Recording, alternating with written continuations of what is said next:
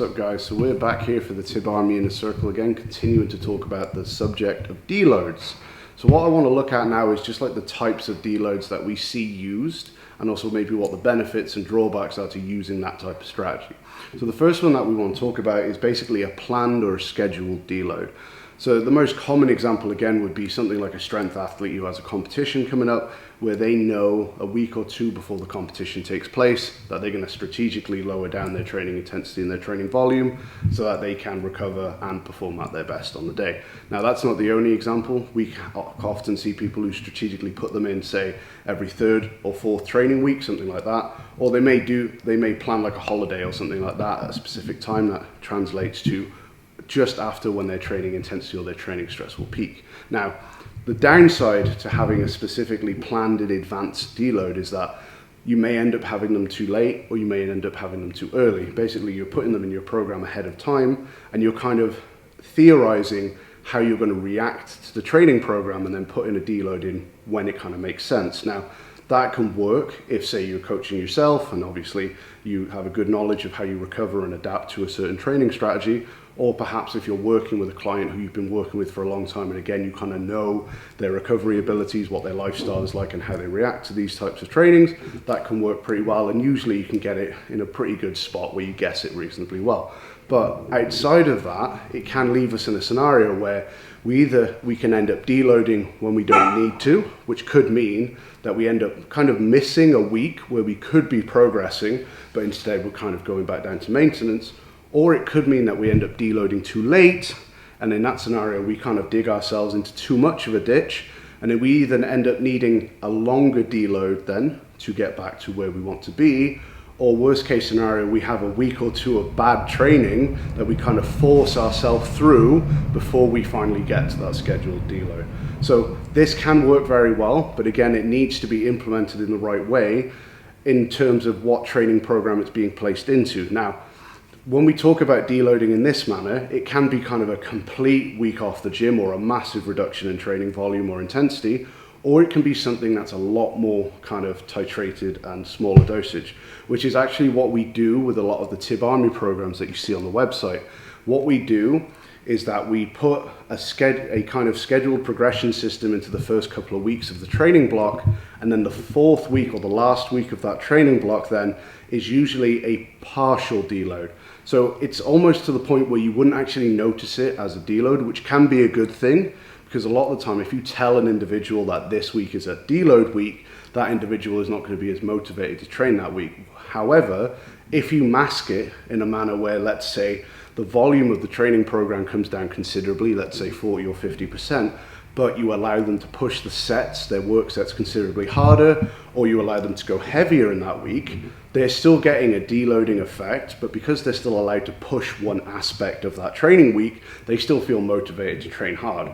Now, what we find with this kind of strategy is that when we do this kind of proactively ahead of time, we reduce the need and the frequency of kind of real or significant deloads. So what you'll see in a lot of the training programs that we sell, if you look through, you might see like an escalating amount of volume in weeks 1, 2, and 3, and then a lower amount of volume in week 4, but maybe an increased intensity, but overall, the training stress is going to be less. So it'll look something like this. So we would have week 1 here, so upwards is the total training stress of the training program, and then we've got time across here. What we might see in one of these programs then is week 1 is kind of a moderate stress load, we have a small step up in week 2. Week 3 would then be the highest training stress, and then we do that strategically because we know the week after that then we're going to have a drop down. That is where we'd see the deload, and usually in that deload week then not only are we going to go back to the intensity that we saw in week 1, we're actually going to be considerably lower than the training stress in week 1. That allows us to adapt and recover from the stress of week 3 especially, and allows us to resensitize a little bit to the training program. And then what we can do then, week 1 of the next training block will actually start off slightly higher than what the first block did, and then we go through that whole process again. Now you can do that for kind of 3 or 4 training blocks in a row before you need to take what we kind of class as a real deload, where you might barely step foot in the gym, or you might do some incredibly reduced volume in that training week. So then you can kind of get maybe 3, 4, or 5 months of solid training out of that individual without a real break. So that's why we really like that strategy. We just find that if we put a little bit in there in advance ahead of time, then it reduces the need to have what would be considered a real step back, which we tend to find works better with the kind of individuals that we're working with, which is usually people who enjoy training. When you're dealing with people that really enjoy the process, it's usually very hard to take them to get a step back. So kind of masking it and hiding it can work really well there. Now, the other option we have is to use a reactive style of deload. So basically, that's where we write out our training plan in advance, but we don't actually strategize and put any deloads into the training plan. Instead, we do it on a reactive basis based on how we're recovering and how our performance is in the gym. Now, a lot of the time, what you'll quite commonly see before a deload is needed is you'll usually actually have a spike in performance. And then what usually that means is the week after or soon after that fact, you're going to go through that dip process and regress. So what can be a really good strategy here is if all of a sudden you start hitting PBs on a certain lift or in certain workouts, you can schedule the next workout in that week to be a deload. So let's just say, for example, you train your upper body for strength on the Monday, you go in and have an awesome workout, you hit a PB on like floor press and chin-ups or something like that, you have a great workout, type of thing that you write all through your logbook about how awesome it was.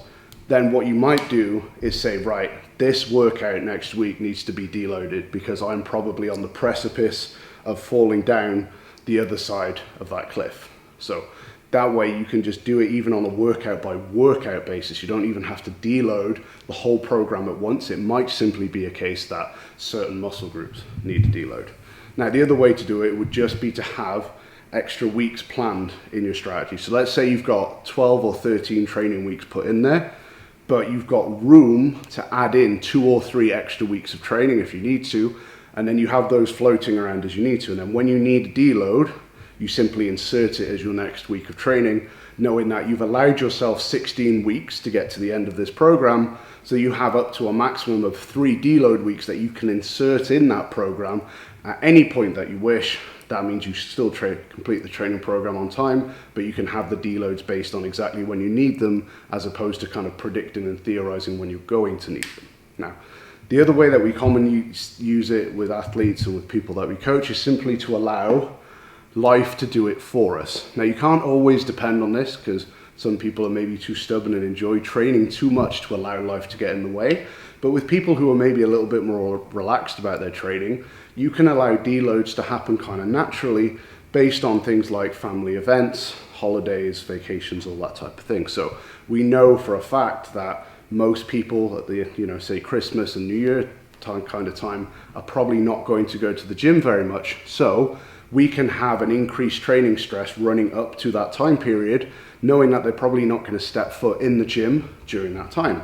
Likewise, if we know they've got a vacation or a family holiday coming up, we can again build up that training stress, knowing that when they go on vacation, they're probably not going to worry about trying to train or doing anything particularly strenuous in that time. Like I said, that can work pretty well, providing these individuals have events like that regularly enough throughout the year that gives you enough opportunities to deload. If someone never goes on holiday and only takes 1 week off at Christmas, that gives you 1 week to deload in the whole year. So that strategy doesn't work very well there. Whereas if you've got someone who loves to travel, goes away with their family a lot and all that type of thing, that strategy can work perfectly well and also gives them the ability then to not have to worry about their training when they want to be off enjoying themselves and doing things with their family. Okay, so those are the types of deloads that we can kind of use, the broad strokes at least anyway, in our training plan. So the next time what we're going to look at is the factors that affect how often you're going to need to deload. Okay, that's going to be based on a lot of different factors that will also change throughout time, so we're going to address how we can look at that.